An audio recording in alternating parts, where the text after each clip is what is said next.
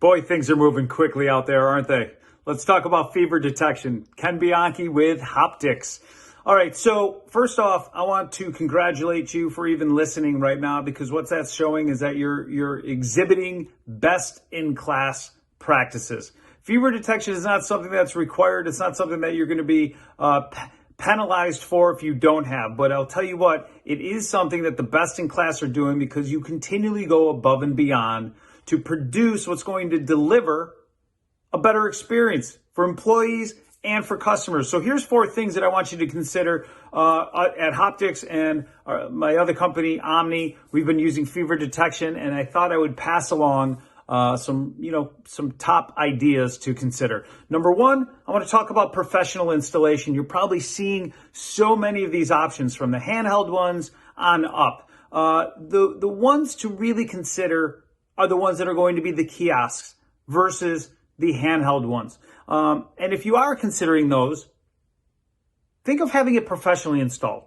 And I'm going to tell you, I see how much time it's taken for somebody who specializes in this industry to install and get to produce in an efficient manner, one that would give you the better experience.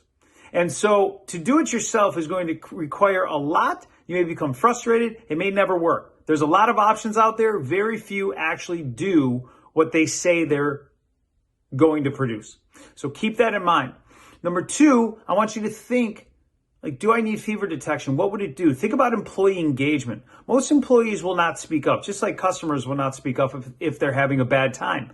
But if you are producing something that is going to make them safer and also just feel safer, their engagement will go up. And when their engagement goes up, their productivity goes up. So it's a win-win situation. So doing it for the employees will help out. Number 3, let's talk about speed and accuracy. I mentioned earlier, maybe getting one of the kiosk standalone units, or even a free-flowing unit as well, versus one of the handheld ones.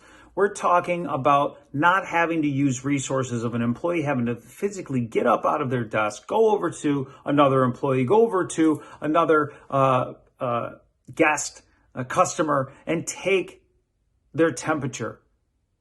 They can do it themselves. They go over to a unit, put their arm up or their forehead, or even some of these other ones, just walk right through and never have to worry about anything aside from the ones that have abnormal temperatures. And also there are differences in accuracy when you start to get into a more commercial grade unit.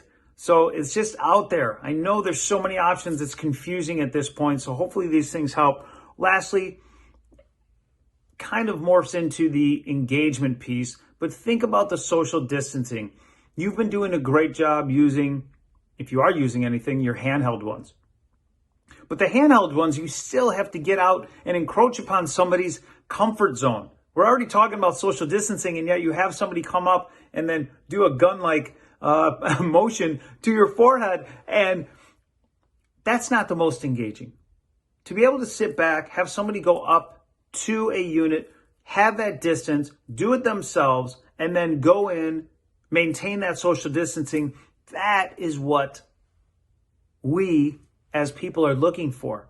And so I hope these 4 areas to consider: professional installation, employee engagement, speed and accuracy, and also social distancing will help you in your decision-making process. Good luck out there. We're always available at Hoptics. Check us out.